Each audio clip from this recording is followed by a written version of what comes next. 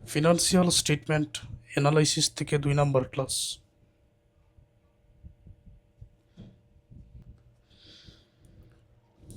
The following is the financial position of a company as on June 30, 2015. একটা কোম্পানির আর্থিক অবস্থান নিচে দেওয়া হয়েছে। এখানে সম্পদ আছে অ্যাসেটস, এখানে লাইবিলিটিস। সম্পদের দিকে ল্যান্ড অ্যান্ড বিল্ডিং 1,40,000 টাকা, এটা স্থায়ী সম্পদের মধ্যে পড়ে। প্লান্ট অ্যান্ড মেশিনারি স্থায়ী সম্পদের মধ্যে পড়ে। ইনভেন্টরি চলতি সম্পদের মধ্যে পড়ে, মজুত পণ্য এটা। অ্যাকাউন্টস রিসিভেবল দেন আদার চলতি সম্পদের মধ্যে পড়ে। নোট রিসিভেবল প্রাপ্য বিল চলতি সম্পদের মধ্যে পড়ে। কোনো কিছুর সাথে রিসিভেবল কথা যুক্ত থাকলেই সেটা চলতি সম্পদের মধ্যে পড়ে। ক্যাশেড ব্যাংক জমা চলতি সম্পদের মধ্যে পড়ে। শেয়ার ক্যাপিটাল আছে 2 লক্ষ টাকা, এটা হচ্ছে কোম্পানির ক্যাপিটাল। ইনকাম স্টেটমেন্ট ক্রেডিট আছে 30,000 টাকা, অর্থাৎ এটা আয়ের অতিরিক্ত। জেনারেল রিজার্ভ সাধারণ সঞ্চিতি 40,000 টাকা।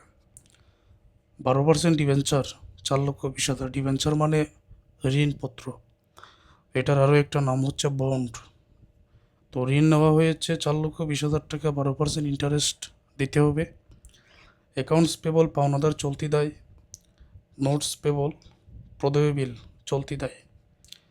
Calculate current ratio and quick ratio চলতি অনুপাত ত্বরিত অনুপাত।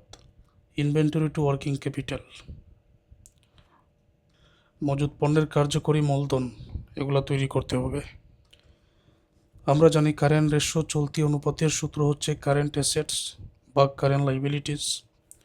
অ্যাসিড টেস্ট রেশো, এটার আরেকটা নাম হচ্ছে কুইক রেশো, যেখানে কারেন্ট অ্যাসেটস থেকে মজুত পণ্য এবং অগ্রিম বীমা যদি থাকে এটা বিয়োগ করতে হয়, না থাকলে নাই, বিয়োগ করার প্রয়োজন নাই। আর কারেন্ট লাইবিলিটিস থেকে ব্যাংক ওভারড্রাফট বিয়োগ করতে হয়, বিয়োগ করে তারপর অনুপাতটা বাইর করতে হয়। তারপর আরও একটা প্রশ্ন করা হয়েছে ইনভেন্টরি টু ওয়ার্কিং ক্যাপিটাল, এটা বাইর করার জন্য ইনভেন্টরি ভাগ ওয়ার্কিং ক্যাপিটাল দ্বারা ভাগ করতে হয়। আবার ওয়ার্কিং ক্যাপিটাল বাইর করার আরও একটা সূত্র আছে কারেন্ট অ্যাসেটস বিয়োগ কারেন্ট লাইবিলিটিস। আচ্ছা, তাহলে প্রথমটা কারেন্ট রেশো। এখানে চলতি সম্পদ ইনভেন্টরি 2 লক্ষ, অ্যাকাউন্টস রিসিভেবল 1 লক্ষ, নোটস রিসিভেবল 10,000, ক্যাশেড ব্যাংক 40,000। চলতি দায় আছে 2টা, অ্যাকাউন্টস পেবল 1 লক্ষ, নোটস পেবল 50,000। এই সম্পদ 4টা যোগ করে তারপর দায়ের যে অনুপাত, দায় 2টা যোগ করে সম্পদকে দায় দ্বারা ভাগ করলেই তো চলতি অনুপাত চলে আসে। এখন এই সম্পদের টাকাগুলো আর দায়ের টাকাগুলো আমি বসিয়ে নিচ্ছি। সূত্র আমি আগেই লিখে রাখলাম তোমাদের যাতে সময়টা কম লাগে। তো সবাই লক্ষ্য করো,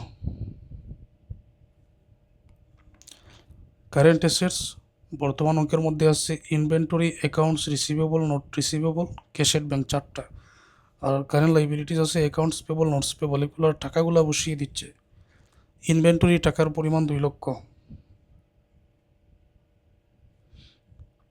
অ্যাকাউন্টস রিসিভেবল টাকার পরিমাণ 1 লক্ষ, নোটস রিসিভেবল টাকার পরিমাণ 10,000, ক্যাশেড ব্যাংক টাকার পরিমাণ 40,000, অ্যাকাউন্টস পেবল টাকার পরিমাণ 1 লক্ষ,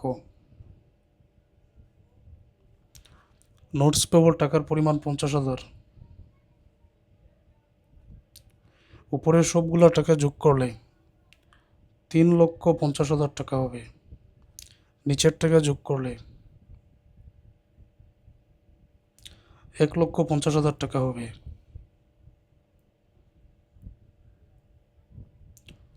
তিন লক্ষ 50,000কে 1,50,000 দ্বারা ভাগ করলে 2.33:1। এটা হচ্ছে কারেন্ট রেশো। এখন কুইক রেশো বাইর করার জন্য সূত্র হচ্ছে কুইক অ্যাসেটস বা quick liabilities. Quick assets current assets থেকে ইনভেন্টরি আর প্রিপেড এক্সপেন্স বিক করলে পাওয়া যাবে। কুইক লাইবিলিটিস কারেন্ট লাইবিলিটিস থেকে ব্যাংক ওভারড্রাফট বিক করলে পাওয়া যাবে। কারেন্ট অ্যাসেটস 3,50,000 এই যোগফল, কারেন্ট লাইবিলিটিস 1,50,000। এখন ইনভেন্টরি আর প্রিপেড এক্সপেন্স ব্যাংক ওভারড্রাফট অঙ্কের মধ্যে এই যে ইনভেন্টরি 2 লক্ষ, প্রিপেড এক্সপেন্স নাই 0, ব্যাংক ওভারড্রাফট বর্তমান অঙ্কের মধ্যে নাই 0। ঠিক আছে, তাহলে উপর থেকে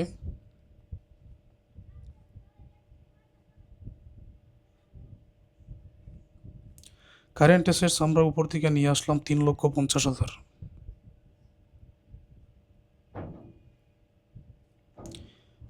ইনভেন্টরি এর পরিমাণ আছে 2 লক্ষ, প্রিপেড এক্সপেন্স 0, কারেন্ট লাইবিলিটিস উপর থেকে নিয়ে আসলাম 1,50,000, ব্যাংক ওভারড্রাফট আছে 0। 3,50,000 থেকে 2 লক্ষ বিক করলে এখানে কত হবে? 1,50,000, নিচেও 1,50,000,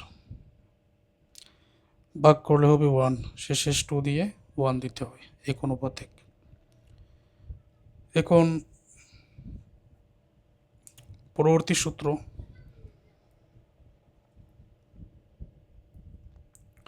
ইনভেন্টরি টু ওয়ার্কিং ক্যাপিটাল, যেটা ইনভেন্টরিকে ওয়ার্কিং ক্যাপিটাল দ্বারা ভাগ করতে হয়। তো ইনভেন্টরি বর্তমান অঙ্কের মধ্যে তো আছে